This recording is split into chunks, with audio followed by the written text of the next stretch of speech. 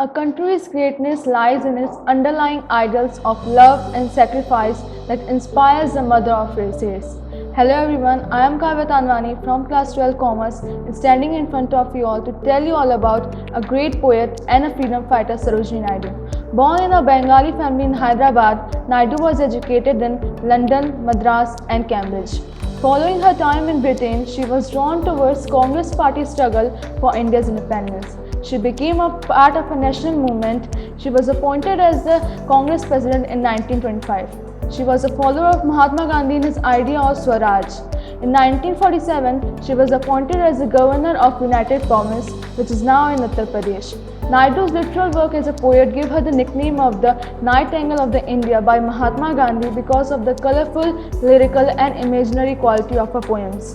Her poems include both children's poems and other serious themes like patriotism and tragedy. Published in 1912 in the Bazaar of Hyderabad, remains one of the most famous poems of her.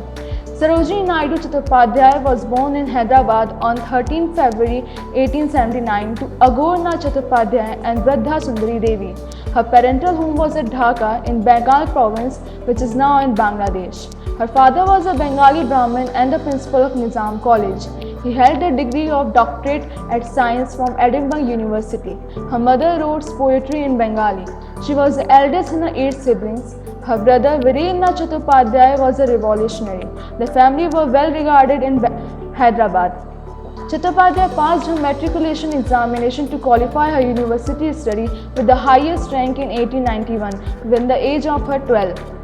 From 1895 to 1898, she studied in England at King's College London and then at Cambridge with the scholarship of Nizam College. She travelled in Europe briefly.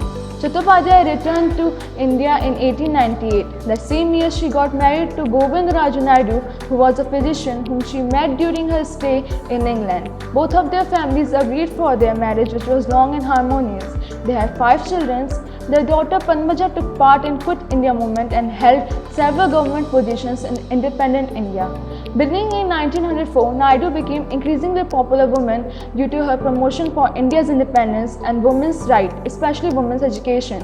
She formed strong ties with Gopal Krishna Gokhale, Mahatma Gandhi and Rabindranath Tagore. In 1917, she joined Mahatma Gandhi in his Satyagraha movement for non-violent resistance against British rule. Then she took part in non-cooperation movement.